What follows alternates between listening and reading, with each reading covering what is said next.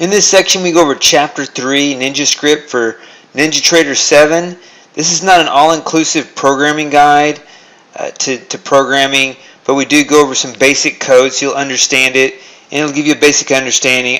I don't program all of my strategies, so I don't know every detail. I'm not an expert C# programmer, so I'm going to go through this the best I can and explain these to you.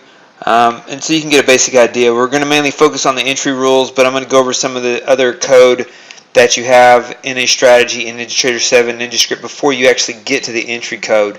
And so this section right here, you just typically add this code to the beginning of an NEC file.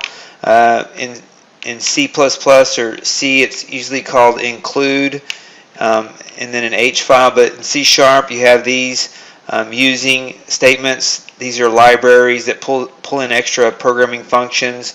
And then you start with your namespace. And our description is cap fill 1. Cap is in capstone, and gap fill 1 from Chapter 3. And I don't actually know exactly how everything works. I'm not sure exactly how to explain this to you, but it's used for our cancel and replace function that is in this strategy.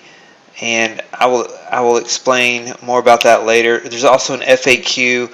This is based on liberal with open field type and how we cancel and replace orders to the market in NinjaTrader 7. So I have to reset that to open these up. These are the inputs that we went over in the workspace setup. You can see all of those there. These are just the default inputs. You have constants. These are the signal names. Right here in this section you have the signal names.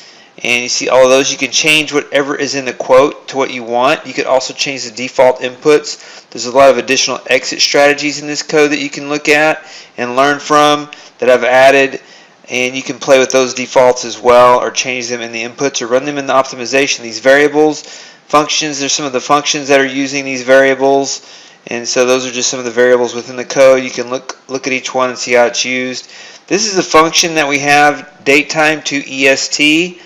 And what to EST does is it looks at the current time zone, and we just compare the time zone to Eastern Standard Time. You don't have to change the time-based inputs for your time zone. You just use the Eastern Standard Time inputs, and this will adjust for you, so you don't have to worry about changing those inputs. So it's a neat .NET function that's available in NinjaTrader. And these are some additional functions that have to do with rounding. And this is a cancel order function that's included. The function is pending is in here, and this function is next. And again, I can't explain all of this to you. These are just some basic.